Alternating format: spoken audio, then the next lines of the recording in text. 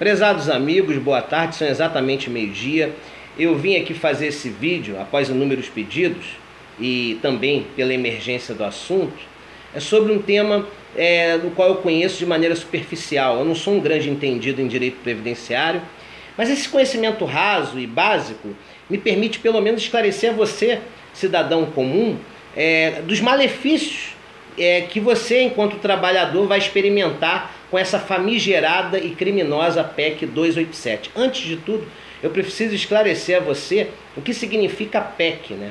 PEC é um projeto ou proposta de emenda constitucional. No que consiste a emenda constitucional? O próprio nome denuncia, né? Constitucional tem a ver com a Constituição, que é a nossa Carta Magna, a lei mais importante do nosso país, onde nenhuma outra lei é aprovada sem seguir os ditames dessa lei maior, né? E emenda quer dizer emendar, vem de emendar, né? Ou seja, é como se eu estivesse emendando uma nova norma à nossa já consolidada Constituição. Então, quando eu crio um projeto, né, uma proposta de emenda constitucional e levo à votação e ela é aprovada, ela se transforma numa emenda constitucional. E essa emenda constitucional, ela serve como uma norma acrescentada à já Constituição. Então, eu acrescentei algo que estava faltando à Constituição ou que eu precisava modificar.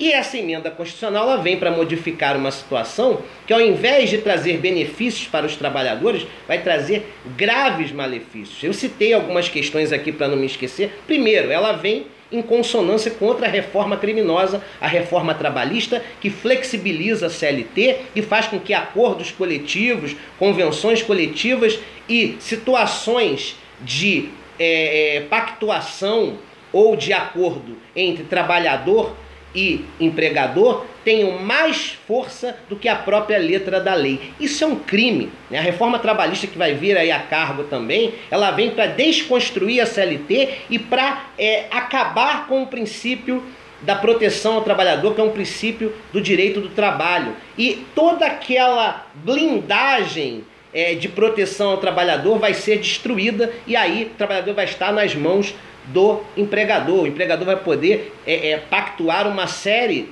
de situações que favoreçam a ele e não ao trabalhador, né? Então, essa reforma previdenciária, ela vem em conjunto com a reforma trabalhista e as duas são amplamente criminosas. No tocante à reforma previdenciária, eu citei alguns pontos aqui para não me esquecer. Primeiro, né, falar que ela vem em consonância com a reforma trabalhista, que é um prêmio para os grandes empresários e um crime contra os trabalhadores de bem. A idade mínima para a aposentadoria agora é de 65 anos, meu amigo.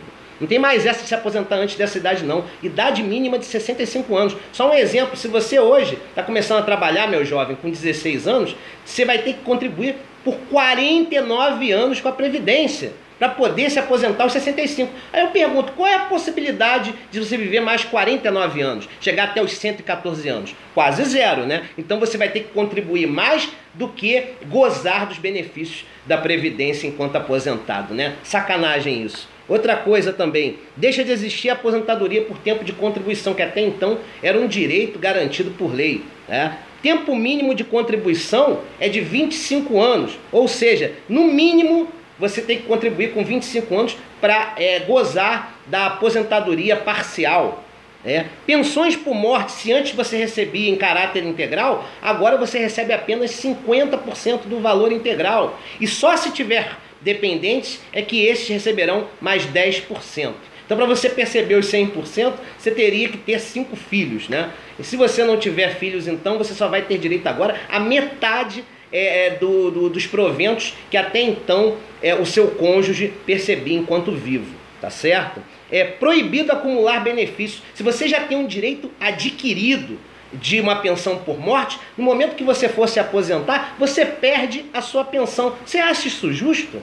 Não, né? Mais uma penalização a você, trabalhador humilde. E o pior, o que eu achei um escárnio, até porque o meu sogro faz parte desse grupo. Trabalhadores rurais serão equiparados a trabalhadores urbanos. Uma sacanagem, né, gente? Primeiro que você tem que levar em consideração, dentro do princípio da razoabilidade, a realidade de cada trabalhador. Você não pode fazer uma analogia ou uma comparação do trabalhador rural com o trabalhador urbano. São duas realidades de vida diferentes. Enquanto que o trabalhador urbano enfrenta uma série de vicissitudes, de dificuldades, mas vive numa realidade estrutural privilegiada, apesar dos problemas, o trabalhador rural não. Ele acaba com a saúde mais cedo, ele acaba adquirindo doenças com mais facilidade, ele fica lá sol a sol trabalhando no campo e percebendo muitas vezes um valor até inferior ao trabalhador urbano, né? É feito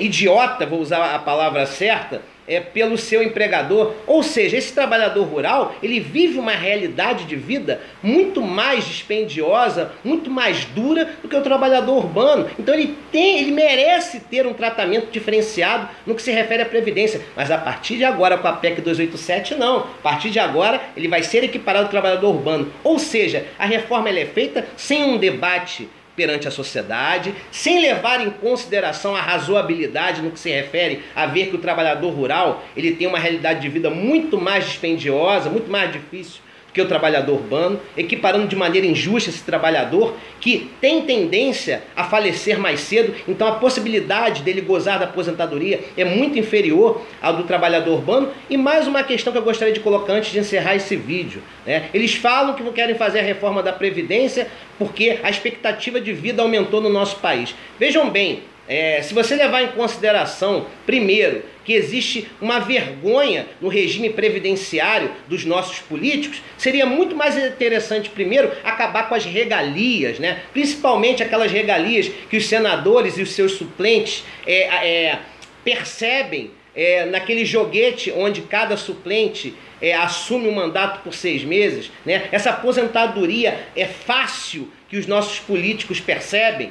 E mais uma coisa, eles comparam o Brasil com o Japão, outra comparação absurda. O Japão tem uma realidade social totalmente díspare da realidade brasileira, né? No Japão você tem toda uma rede de proteção social, no Japão você tem uma educação de altíssimo nível, de altíssima qualidade, tá certo?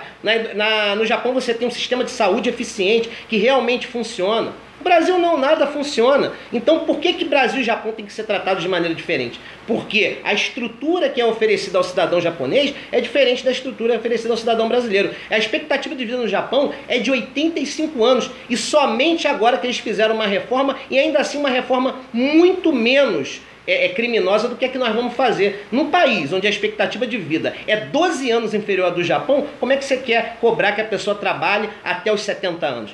É difícil, né, gente? Então, desculpe-me pela falta de esclarecimento em alguns pontos, mas espero que pelo menos esses tenham contribuído para que você, cidadão, possa saber o que pode lhe atingir de maneira negativa nesse processo. Um grande abraço, felicidade para todos.